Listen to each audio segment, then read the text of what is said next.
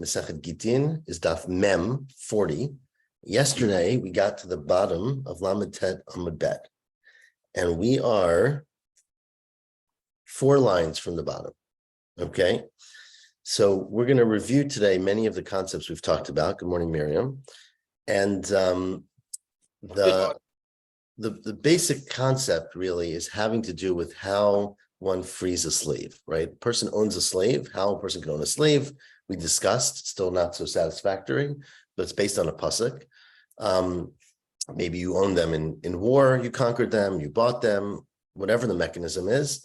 How do they leave your service, right? And so we compared it. There was a Gezer Shava of la meisha, that there are some parallels between a slave and a relationship to an owner and a wife to her husband, very uncomfortable parallels, and that some ways of freeing them are similar. So essentially, Rabbi Yochanan and Rav both said yesterday that if a person is mafkir their eved, they say, I release all ownership for you, you're free, basically. That eved is free, except they need a get. They need a document that says that they're free. And then we dealt with the problems. What happens if the owner dies and doesn't write that document? Can the children write that? We'll discuss that more today. Says the Gemara, though, on the bottom now, a similar case is, and we're 4 lines from the bottom, the last word on the line. Got it? Amar Rav Shmuel bar Hamnuna. Amar Rav Shmuel bar Achitai. Amar Rav Hamnuna Saba. Rav Shmuel bar Achitai said in the name of Rav Hamnuna Saba. Amar Rabbi Yitzchak bar Ashian, in the name of Rabbi Yitzchak. Amar Rav Huna. Amar Rav Hamnuna. A whole list of people. Halacha Rabbi Shimon. Halacha is like Rabbi Shimon. Oh, we said this yesterday. The lohi ain't halacha Rabbi Shimon, but in fact that's wrong. And halacha is not like Rabbi Shimon. This was a machloket we had yesterday about what happens again when the owner, when there's questions about ownership, where Rabbi Shimon said you need to have a shtar, and Rabbi Akiva, if you recall, said an eved can buy themselves with kesef. So according to Rabbi Akiva yesterday, which is how this Gemara says we paskin, though there's a debate, that an eved who goes to his owner and says, I want to buy myself back, and gives his owner $10,000, that's enough. As long as the eved himself takes his own money, pays back the owner, he's free. Rabbi Shimon said you need to have a shtar in that case, and that's what they're arguing about. It continues the Gemara now 2 lines from the bottom, second to last word on the line. Amar Rabbi Zera, Amar Rabbi Chanina, Amar Rav Ashi, Amar Rabbi, right? A long chain again of people in the name of Rabbi. Eved shenasa et bat chorin b'fnei Rabbo. Let's say you have an eved. Remember, an eved is not allowed to marry a regular Jew, a free person, because he's not completely Jewish. But if, let's say, an eved sends out invitations, I'm getting married to a Jew, and his master comes to the wedding. Says Rebbe, Yatzah lecherut, top words on Daf Mem, that slave is automatically free. Why? We're assuming because since the owner came to the wedding and essentially acquiesced to this marriage, which wouldn't make any sense if the slave was still a slave, he's basically saying, I give in to love. You really love her, I'll let you marry her, and you're free. Okay? It's all about love. Amar Rabbi Yochanan. Rabbi Yochanan said, 1 second, to the person saying this, which was Rabbi Zera, right? Rabbi Yochanan said, Kol kach yesh biyadcha, right? You have so much, meaning you learned this in the name of Rabbi, va'ani shoneh, but I learned something totally different because I taught the following: Hakotev shtar eresin l'shivchato, person who goes to his slave and writes out a marriage contract as if he, the owner, is marrying the slave. Now, remember, one of the abilities of a slave owner is to sleep with his slave. That's not marriage. But if he writes out a marriage contract, he's implying, presumably, that he wants to free the slave and marry her, right? Make her a Jew and be his wife. So in that, according to Rebbe at least, and that in the Braita we learned, Rabbi Meir Owen Mikudeshet, Rabbi Meir says, in fact, that's what happens. And since he wrote a shtar kiddushin, erison, for his slave, she's freed and she's married to him, if she accepts it. And the Chachamim say, Eino Mikudeshet. The Chachamim say she's not married. So, and obviously we pass on like the Chachamim usually over Rabbi Meir. So if you see, even in this case where the owner himself wrote a shtar and said, I want to marry you, it's not enough. He has to formally free her. So why wouldn't you say the same thing by the owner showing up at a wedding? He didn't formally free his slave. He just showed up and he clapped at the wedding. Says Gemara, well, that's good. The case we're going to see in a minute of where a person is freed when the owner engages in activities that are regular mitzvot with that eved is when the owner actually does the mitzvah. In the case is going to be putting on tefillin, where the owner doesn't just watch his slave put on tefillin, he puts tefillin on his slave. And that's a symbolic act, I'm freeing you. Here too, when we said that if the owner goes to the wedding, he frees the slave, that's not where he just showed up at the wedding and watched. Hachanami kisherabo hisio isha, where the owner made the shidduch, right? He made the wedding. So he hosted the wedding, and then that's clearly a statement that I accept that you're free and that you can get married. Says the Gemara, well, that doesn't make any sense though, because now you're saying if the owner hosted the wedding for the slave to a free woman, the slave is free. But if the owner himself married his slave, she's not free. How could that be? Right? He's not going to let his Eved marry a woman and go over an Isser. He wants to free the Eved if the wedding's going to happen. But himself, he's going to go marry his slave, the Ihu Aved Isura, but he himself is going to free the slave, do an Isser and marry a slave. Meaning, why do the Chachamim say that if an owner goes to his slave and says, I marry you with this get, with this document, that it's not proof that he freed her, he would be over an Isser by allowing her to sleep with a free person, right? Not so clear with the Isser. But anyways, Amar Rav Nachum bar Yitzchak, Hach b'mayaskinan, Amar la tzibov hitkachiba. Its question is, where again, the case here is where an owner went to his slave and said, I would like to marry you. He didn't specifically say, I would like to free you and marry you. So he said to her, take this document, right? And I will marry you through it. So the question is, Rebbe Meir Savar Yesh B'lashon Hazeh Lashon Shichor. Rebbe Meir says that the owner is essentially saying, I free you and I want to marry you. And so he said to her, I want to free you. The Rabbanan Savri Ein B'lashon Hazeh Lashon Shichor. He didn't explicitly say, I want to free you. And so since he didn't explicitly say, I want to free you, she's not a free person. But it all has to do with the language. And so that's really what it depends on. We don't necessarily assume that the owner wants to free his slave, but if the circumstances are unequivocal, then we will. And now we're going to see a few cases where that's the way it is. Kind of with Rabbi Meir's approach on yesterday's daf, right, where he kind of interprets language like what, not literal. That's very interesting. I'm not sure. That is what Rabbi Meir said yesterday, that a person does not waste their words. Right. But I think here it's actually unclear exactly what the person means, right? Because all these cases, this case specifically, the owner is not saying, I want to free the slave. He's saying, I want to marry you through this, right? So the question really is, what's the mechanism? I don't know that we necessarily need to rely on that, but it is consistent. Rabbi Meir takes his words and interprets them. He couldn't marry her, the slave, without freeing him, right? He couldn't, well, he could sleep with her, but he couldn't marry her, correct?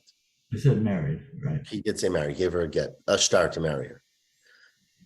Yeah, so it might very be consistent with Rabbi Meir that Ein Adam Motzi Dvarav Levatala, which is what we quoted yesterday.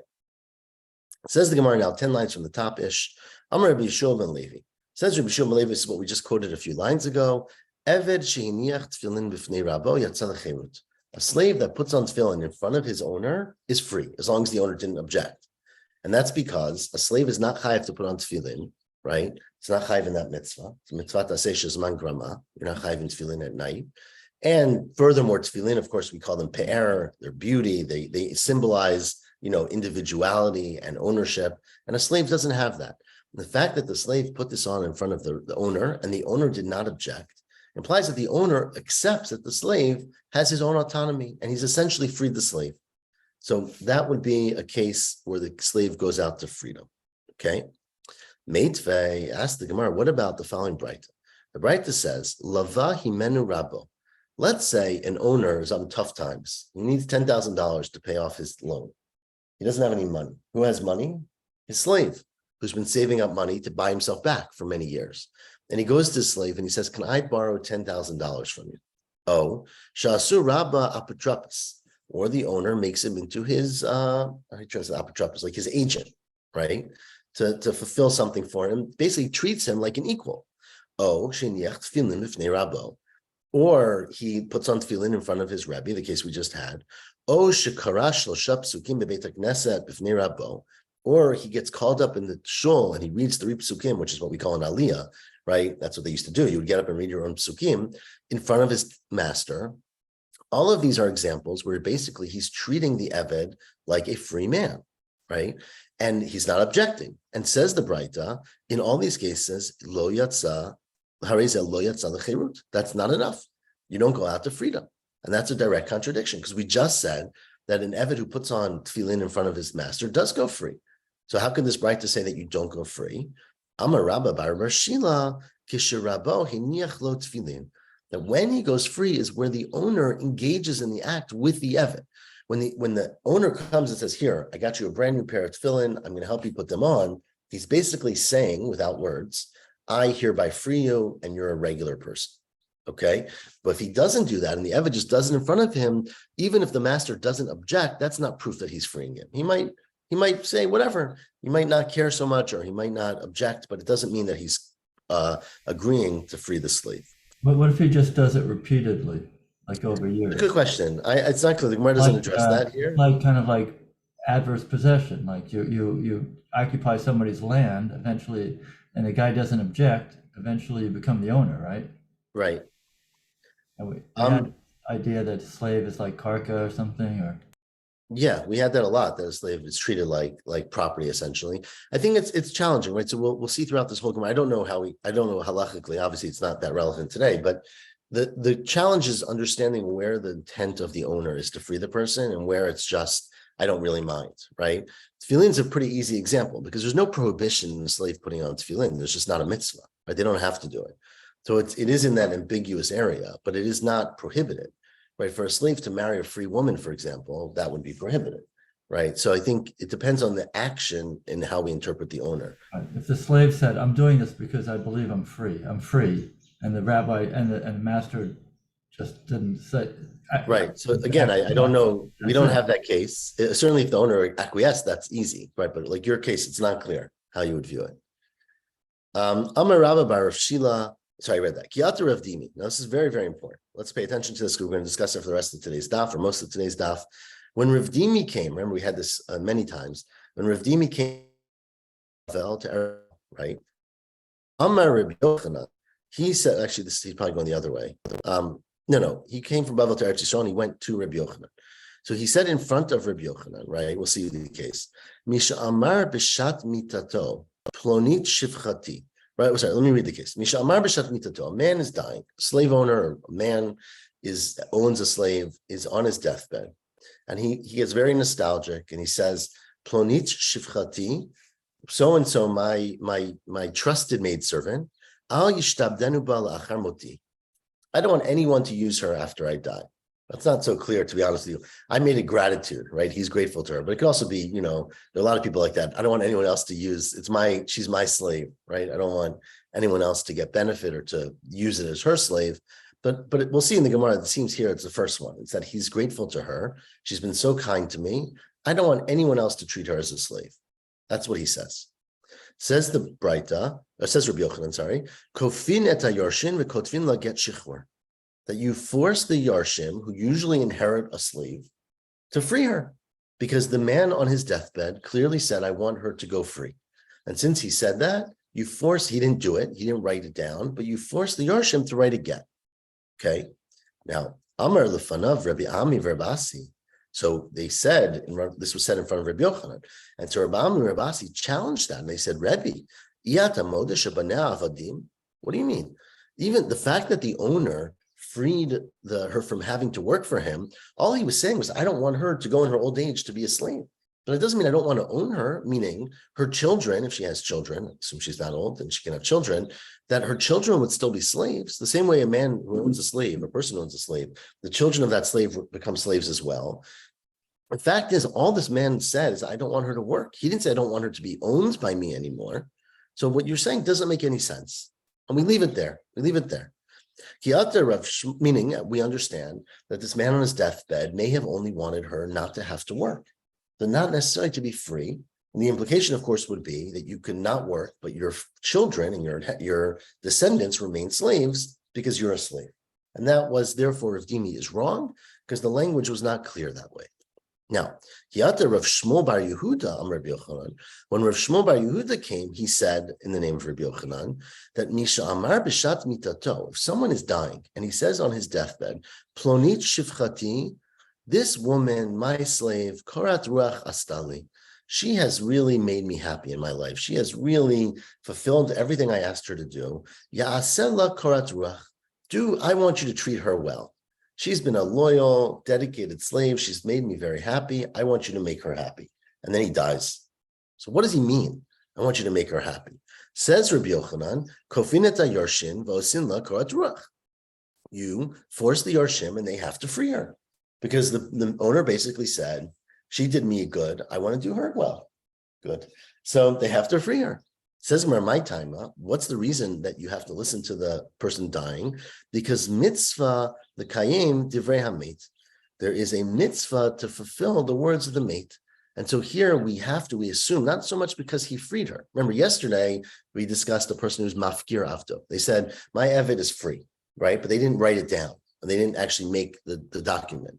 Here, it's a little bit different because here, since it's a person dying, remember, we've discussed this several times already, that we have a special affinity for a person's dying words for whatever reason. We talked about why. So here too, we take his words literally. And since he said, I want you to do good by her, we free the slave. Okay. So that is a little bit clearer than the first case where basically he said, I don't want you to work her. Because there we understand it just means I don't want you to work her, but it doesn't mean that she's free. Here he says, I want you to do her a favor, and that means free her. Amr Amemrak.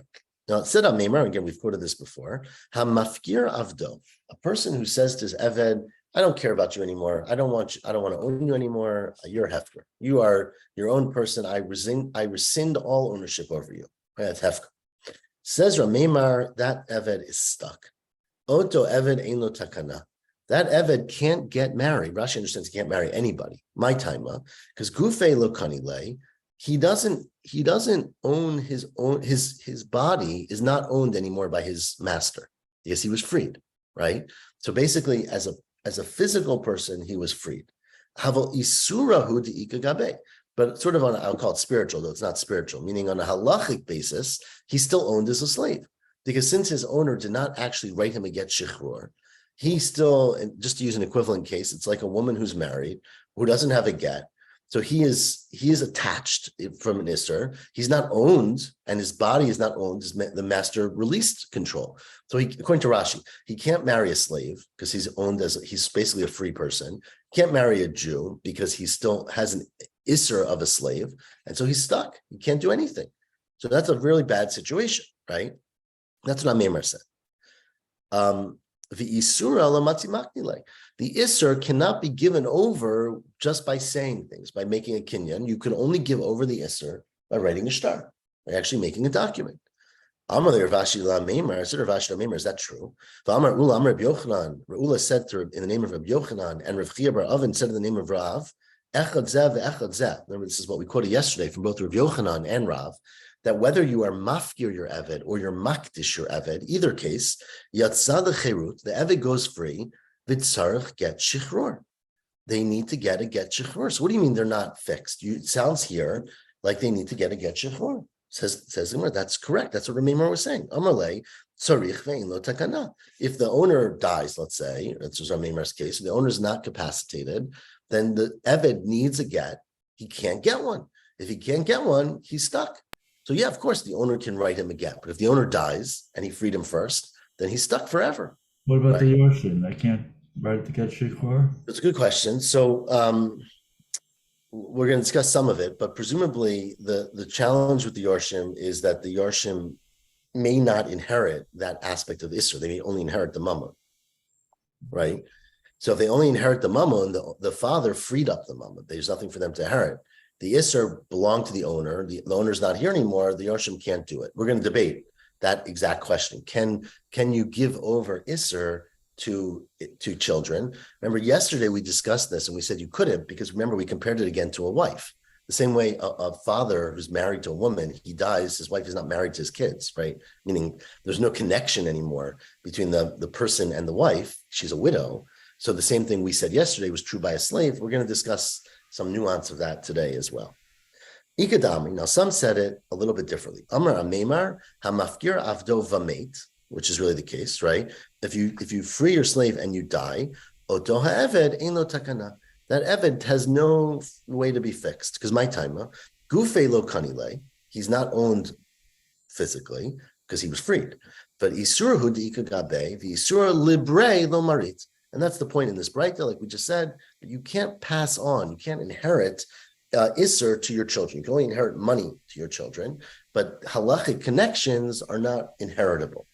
Amalei Rav Ashi Rav Meimar. So again, the same question. Rav Ashi said to Rav Meimar, like Yatar Rav Dimi Am Rav Yochanan, and Rav Dimi came, and this is what we quoted a few lines ago, right? That remember Rav Dimi's case was a man was on his deathbed, and he said on his deathbed, "I want this slave was really good to me. I want you to free her." So we said we forced the Yarshim to write a shtar for her. Now, that implies that the Yorshim have to write a shtar for their father, which means that the Yorshim can inherit the Isser, right? So what about that case? He said back to him, Rav Dimi te'utahu. Remember, we said Rav Dimi was a mistake because Rav Dimi didn't add up. Remember, right? Because in Rav Dimi's case, we said he doesn't really, the Yorshim actually don't have to free her. Because all the master was saying, all the man who was dying was saying was, I don't want her to work for me. He wasn't saying, I want her to be free. Amarle, but he said back to him, it's true Rav Dimi was a mistake, but he was a mistake for a different reason. My tu'uta, what was the mistake of Rav Dimi? Amr b'lashon shichrur, because he said, I want her not to work. He didn't say, I want her to be free. But the implication is, Amr b'lashon shichrur, hakanami, that if Rav Dimi's case, on his deathbed, the owner had said, this woman was so good to me, I want you to free her, not I don't want her to work anymore. Right, which we said meant I don't want her to work, but you're going to own her and her children you'll own, etc. But if you said I want to free her, it sounds like that you would force the Yorshim to free her. But you just said you can't force the Yorshim to write a shtar because they don't even inherit the right to write a shtar. So how do you explain that? Amalei said back to him, "You're right, but I disagree with Rav Dimi. Remember, right after Rav Dimi, we quoted a second story of Rav Shmuel Bar Yehuda. Basically, says Amemar, what I'm understanding is that Rav Shmuel Bar Yehuda disagrees with Rav Dimi. And he says that the only way that you can free a slave is if in your lifetime you basically say, I want that slave to be free. But if you say on the deathbed, I want the slave to be free, we don't force the Yorshim to do that. We say either it worked while you were alive, and then it's good, or it didn't work while you were alive, in which case you cannot give over the right to your Yorshim to make a shtar for your Eved. Now, 3 lines from the third to last narrow line. Ahu diskarta to Avdi. There was a city of slaves. Okay. There was a whole city of slaves. All like, let's say there was a very, very wealthy owner. Let's call him Rebbe Gamliel, maybe. He owned, 500 slaves. And one day he said, I'll free all of them. But he didn't quite say I'll free all of them. It wouldn't be Rebbe Gamliel because he's about to do something wrong. But this very wealthy landowner says, I will sell this whole city of slaves to someone else, to a private equity group. Okay, so he sells the whole village. Now you're not allowed to. Remember, we learned earlier that you're not supposed to sell a slave to a non-Jew, and if you do, we knas you, we put you a fine, and we make the slaves go free because we don't want you to do that. But I guess the people he sold it to didn't accept that, and they worked the slaves, right? So says the Gemara. The story is who discarded the Avdi. Person owned a whole village that was populated by slaves. And as is dabin the oved kochavim, okay, he sold them to a non-Jew, let's say a person. What happened was, of course, over time, kalu marvata batrai, the last owners all died, right? So the non-Jews who bought them over time, either there was an epidemic or whatever, they went to war and they all died. So these people are slaves basically, but their owners have died, and the question they have is, are we free or not? Because their original Jewish owner never really properly freed them. He just sold them, right? So that's the question. So they, up to the Kamei de Ravina, they came in front of Ravina. They were very conscientious. They wanted to be Jewish, right? They wanted to be free and be Jews. So they came to Ravina. Amar Lu, he said, listen, this is what you should do. Zilu ahadru abnei marvata kamai. Go find the original owners, the Jewish owners who are dead, but their children are alive. Find their children. And they should write for you a get saying you're free. So you really should be free because your owner was not allowed to sell you. And when he did, we make a knas that he has to free you. Your new owners, the non-Jews, are dead, so they're not going to lay claim to you. But you have to go get a get from the inheritors, from the children of your original owner, which goes along with Amimar, right? That well, not Amimar, sorry, it goes along with Rav Dimi, that you can get a get from children after the owner died. Now, Amar the Rabbanan the Ravina, the Rabbanan said to Ravina, how could you say that? Amar Amemar, right? Amemar disagreed with that. Amemar said, Hamafkir Avdova mate, that a person who frees his slave, like in this case, he didn't free them, he sold them to a non-Jew, which is the equivalent of freeing them, umate, but then he died, Otoha Eved Eno Takana. You can't go to the Yorshim and get a shtar because they can't inherit the right to free them. In which case, how can these people go and find the children of the original owner? It's not going to work. Amar Lahu, he said to them, you're right. That's what Ramimar said, but I disagree. Anaka Rav Dimi Svirale. I hold like Rav Dimi. Rav Dimi said that if a man on his deathbed says, I want to free my slave, then we force the inheritors, the children, to free the slave, to write a get. Amalei said to him, again, what we just quoted, Rav Dimi Ta'utuhi, Rav Dimi's a mistake. He said again, Rav Dimi's a mistake because of the way he said it, but not because of the underlying halacha. Hachinam, I'm sorry, Amarlo, my Ta'uta, the mistake of Rav Dimi is Lo Amar B'lashon Shichur. Because the owner didn't say, I want you to free her. He said, I don't want her to work. But ha'amr b'lashon shichvar hachanami v'hilchatak Ravina. And that, in fact, is how we paskin, like Ravina quoted here, as saying that you are able to force and to allow the children to free the slave and write the get if the owner, before he died, freed them from the work part, at least. Now, who avda to betray? Now we get, of course, to the more complicated cases where there are two owners, right? And we've called this case, as everyone remembers, Chatzi Eved, Chatzi Ben Chorin. You have a person who's partly free, partly a slave, which is slightly different, but not that different from the case that Amimar was just saying, which is where the owner freed the slave but didn't write a get, right? Where you're partly a slave and partly not. Here you have two owners. One frees you and writes you a get shichur, and the other one says, I want you to work for me. So the easy answer would be on Sunday, Tuesday, and Friday, or whatever, Sunday, Tuesday, and Thursday, you're a free man. And on the other 3 days, you're a slave. The problem is, how do you get married, right? How do you do mitzvot? Are you free or are you a slave? How can you be both, right? So it says the Gemara, Hahu Avda, there was a slave, 4 lines from the bottom, the Beitrei. He was owned by 2 people. Kam chad minayo v'shichrei lepal. One of them, I free you from being my slave. You are totally a free man, as far as I'm concerned. The other one said, 1 second. I know what's about to happen because he learned the Gemara. If you recall, the Gemara says, Kofin et Rabbo, right? Remember we said there, Machloket Hillel and Shammai. But at the end of the day, we said, you force the owner to free the slave because you can't get married, you can't have children. And lo nivra olam ela l'piryav harivya, right? The word was only told v'ra, the whole Gemara. We only created the world so that people can procreate if they want to. And so you have to allow this person to get married and you force the other owner to free them. So the other owner said, 1 second, I'm about to lose my slave, right? Because this jerk who I owned him with freed him, I'm now going to be forced to free my slave. Hashta shami be'rabanan umafsid minai. I'm about to lose this guy. So what is his solution? He came up with a solution. What's the solution? Azal aknaya lebeno katan. He gave over his portion of the slave to his 6-year-old kid. Now, a 6-year-old kid can own a slave, but if you recall, Beit Din does not force kids to do things, right? We don't put a knas on children. So we'll put a knas on the owner, on the adult, but once he's owned by a kid, they can't force the kid to sell the slave. And since they can't force the kid to sell the slave, he'll still own the slave for another 7 years until he's an adult. So it's a great solution. Can't you invalidate it? I mean, it's totally kosher. You can give things to a kid. You can make a kinyan to a kid, right? Zachin la'adam, for example, and it's kosher. It's obviously goes against the intent of Beit Din, but it's a kosher thing. So anyway, don't worry, the rabbis figured it out. Shalcha Rav Yosef read the Rava l'kamei Rav Papa. They sent this case of Yosef sent this to Rav Papa. Shalach they sent him. You know what you should do? We should screw him over like he screwed over us. Kasher asa kenya aselo. Is that right? A pasuk or statement. Gmulo yashiv lo b'rosho. We'll put it back on his head. Meaning, anan kimle biyanuka. We know that what do kids like? Pennies, right? The mekarve daite legabe zuze. They love little coins. You know, you give a kid a coin, you give a kid a piece of, I don't know, candy, and that's for them, that's their language, right? Mukminale apotropos. Let us appoint what's an apotropos? Like an agent. Guardian. A guardian, thank you. Umikarkish lezuze. Karkish means we will rub together. We'll jingle some coins in front of the kid.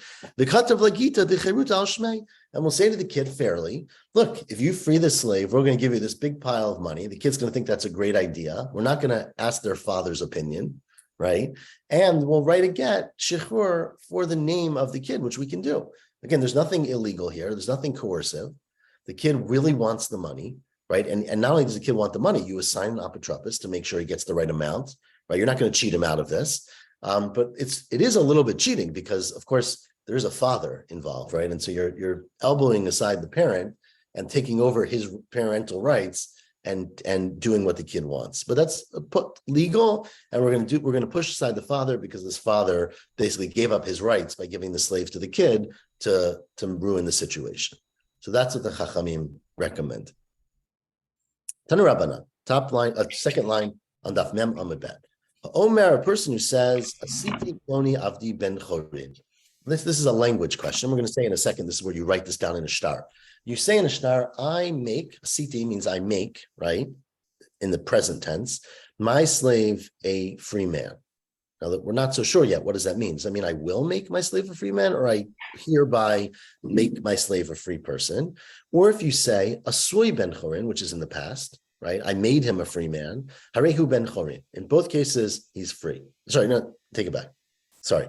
Or if you say Harehu Ben Chorin, right? If you say he should be a Ben Chorin, again, that's not so clear. He should be in the future. He is right now.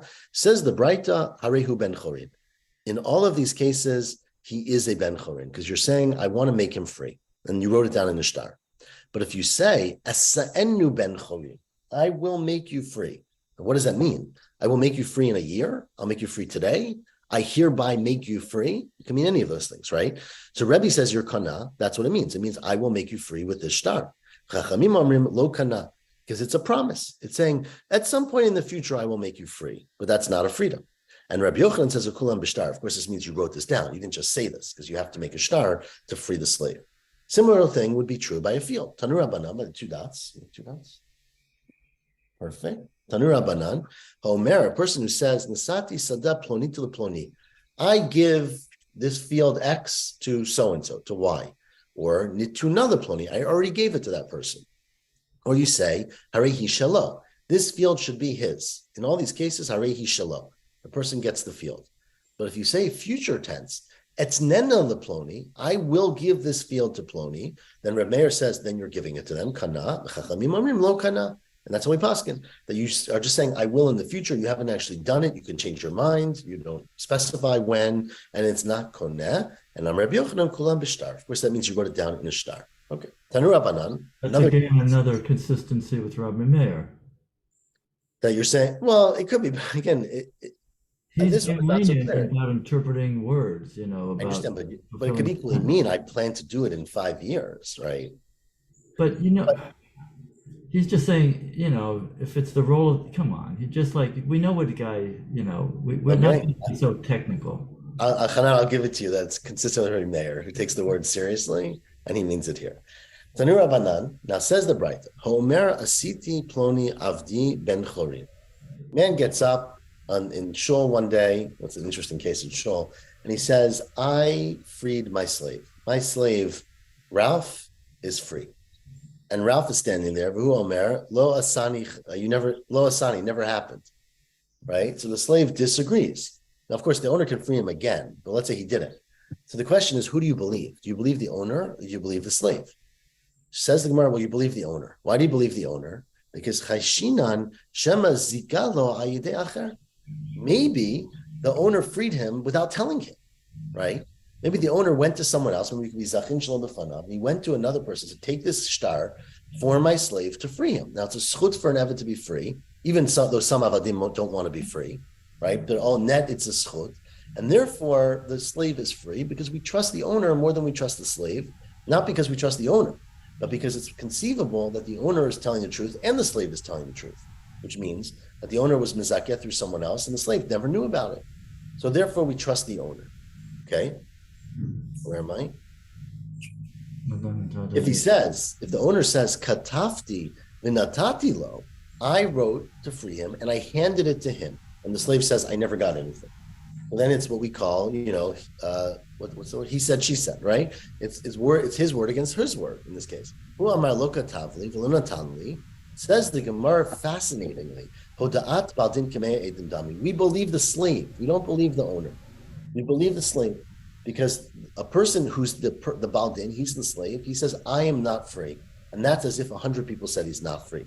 Tosfos is very bothered by this. So the owner said, you did it. The slave said you didn't do it. It's 50-50. Why believe one over the other? So not so clear. Let's leave it at that. The declaration against interest. If you say something that's against your self-interest, we tend to believe that. Okay. In law. Right? Because it's an interest to be free. So we believe it more. If you he has more to lose, you're saying. No, he's admitting, you know what I mean. Yeah, I do. So it could be. Tosfos, actually, it's not here. Elsewhere, Tosfos talks about it. So anyway, so we believe the slave in this case because it's not possible they're both telling the truth. Either the owner gave it to him or didn't give it to him. It's a contradiction. We believe the slave about himself. Homer, Natati Sadeh the Ploni to the Ploni. Same thing would be true about a field, right? Person says, I gave my field to so-and-so. Who Amar Lo Natanli, you didn't give it to me. Then you assume he did. Because Chayshin and Shema Zikalo Acher, it's possible he gave him the field without telling him. So they could both be telling the truth. But if he says Katafti v'natati lo, I physically handed it to him in his hands, then someone's lying, right? Or someone's mistaken. Hu amar lo katav lo natan lo, and the recipient says, I never got it from you. Then hoda'at baldin k'mei edin dami, and you assume that it is not allowed, it's not owned by the new person. Says the Gemara, what about a case where you don't know mi ochel perot? Who eats the perot in this last case, right? The owner says, I gave him the field. The person says, I never got the field. We say, okay, you don't get the field because hodat baldin kamei edim. But we're still unsure who's telling the truth. And the field produces, $10,000 worth of apples every year. Who gets those perot? Chisda says, noteno chel perot. The one who gave it gets the perot because since we don't trust the recipient, since we do trust the recipient, he says, I never got it. It belongs to the owner. Says Rabbah, it's not true. We don't let the recipient keep it because we assume he's telling the truth, but we're still not 100% sure. And what we have to do with the perot, Amr Mishalshlin et perot, we take the perot and we put them in escrow. We're Mishalshlin, meaning we take their value, we sell them, put the money in the bank. One day we think Eliyahu and Navi will show up and we'll clarify the situation, right? Like we often do. It says more of a little pligi. They're not arguing. Habda Abba, Habibra. One is where you're talking about the owner, the father himself, and one is where he died, and we're talking about his son. If it's the owner, he says, I gave him the field, right? And the person says, I never got the field. Then, both cases, the Abba. Then we assume he's telling the truth, and he never got the field, and the perot belonged to the original person. But if the man died, and his son comes and says, I was with my father, and this never happened, we're not 100% sure you're right. Because even though you think you're with your father every second, there probably were times you weren't. And therefore, it's possible that, in fact, you did get the field and the perot belonged to him. And therefore, we have to put them in escrow to wait until we can resolve this issue. Okay, let's go to the new Mishnah, which continues to talk about slaves. Eved sha'asu rabo putiki la'acheru. An owner wants to borrow $10,000. He has nothing to sell, right? Nothing to put as what do you call guarantor, right? As mashkon. But he owns a slave, a very valuable slave. And he says, I will make my slave apotiki, I don't know what the English is, a guarantor, surety maybe, on the loan, okay? So I borrowed $10,000, and if I don't pay you back, you can come and collect my slave, okay? However, then you're shichrur, right? Then you free the slave. So we don't know who freed the slave yet, but let's assume the first owner freed the slave. So now I have $10,000. And my slave is free. He's no longer conditional on the loan. Now, we don't know if you can do that or not. Says the Mishnah, Shurat Hadin, according to the straight law, Ein ha'eved chayav klum. The slave doesn't have to do anything. Well, the question is, well, the slave didn't get anything. Why would he have to do anything? Ella mipnei tikun ha'olam, because we didn't want the world to be full of people doing this, we forced the owner to make him free. And again, none of this makes any sense because it just said you freed him, right? So we forced the owner to free him. The kotev shtar al damav, and we write a document that he has to pay back his value. So the eved has to pay. Someone has to pay for the eved's value. Rabbi Shimon ben Gamliel Omer, no way. Eno kotev ela mishachar. You don't write anything. The eved does not have to pay back the $10,000. He just becomes a free man. Now says the Gemara, what the heck is going on? Eved shasir abba putki v'shichvaro mi shichvaro. Who freed the slave? What happened in this case? So just to give some names here, what's the slave's name? Jeremy. Slave's name is Jeremy, and he's owned by Ruvain, who borrows $10,000 from Shimon. Okay, so Shimon gives over $10,000 to Ruvain, and the next day, and he knows that if Ruvain doesn't pay him back, he can always go collect Jeremy, right? But of course, the next day, Ruvain goes to Jeremy and says, I'm freeing you. I got $10,000 and you're free. So Shimon seems to be in a bad situation here. Okay, so Amar Rav, Rabo Rishon, his first owner, meaning Ruvain, freed the slave. Shurata din, according to the Mishnah, according to the real halacha, Eina Eved Chayav Klum Rabbo Sheni. Sorry.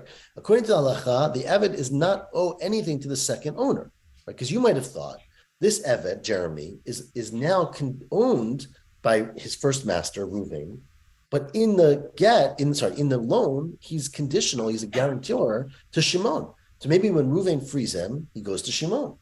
Says where that's not what happens. The Amar Rava,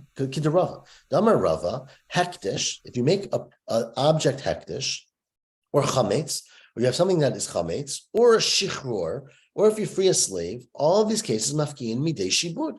These things all release it from shibud. Meaning, if let's say I borrowed $10,000 and I had a car that was a guarantor on this loan, and then I gave that car to hektish, the car would go to hektish. You can't say, oh, it's conditional on the loan. Hektish takes it away from shibud. And the same thing is true by an eved. That if an eved is mishubad and you free the eved, they go out from shibud. Same thing is true about chametz, right? If you have chametz that's owned by me, the guarantor to someone else, it's still, I have to get rid of it before Pesach. So all these cases are motzi midei shibud. Elam mipnei tikkun ha'olam. The problem is that we were worried that Shimon's going to be very angry. Right? Shimon lent $10,000 to Ruvain on the assumption that if Ruvain didn't pay him back, this slave would be owned by him. He probably just wanted the slave, right? He didn't think he was going to pay him back. And Ruvain then freed that the last line. Maybe Shimon will bump into the slave in the market. Merlo avdiata. He's going to say to him, you're my slave. And it's going to make very bad things. They're not going to, this person's going to be questionable. Is he still a slave? People call him a slave. Can he get married? Can he participate in regular activities? He's totally free. But it's not going to be so easy for Shimon to give up his ownership, right? Shimon's going to want to retain control. And so because we don't want Shimon to do that, kofinet rabo sheni v'oseh ben chorin, we force his second owner to also release him, to make very clear that this person is no longer a slave. However, kotev eved shtar al damav, we do say to the slave, look, you don't get freed for nothing. You're worth X amount of money. When you earn money, you have to pay back that money. So basically, we freed the slave, but we're making him pay for his freedom.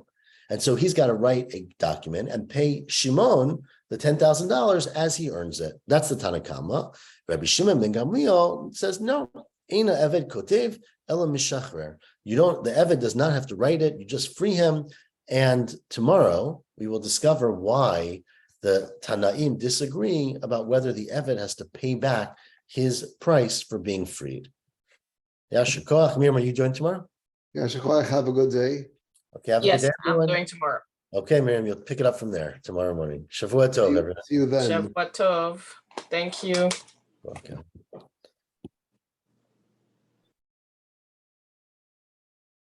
Hi, Merrill. Good morning. He come here, please.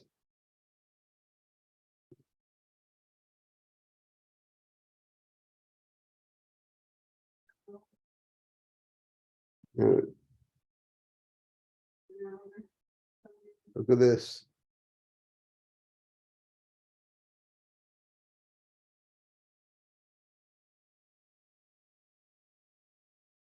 Obviously, the background was changed. Okay, this is with the background not changed. Okay. Okay, that's a nice picture. I'm not the one who changed the background. Jacob Gutnecki sent both pictures. Okay. Okay.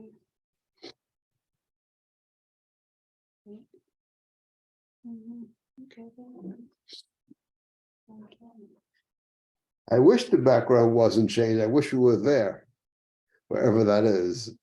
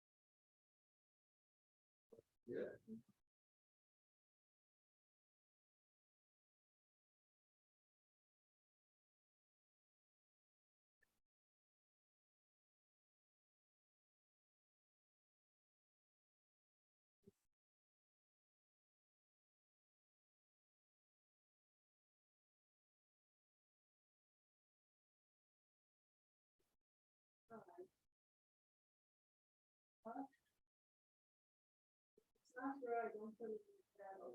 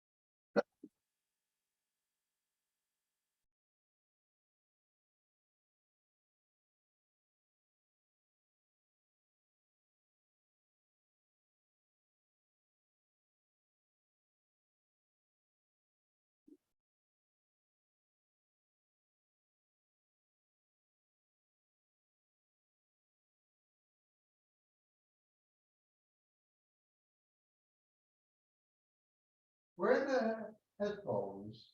The big headphones that I always use. Oh, here they are.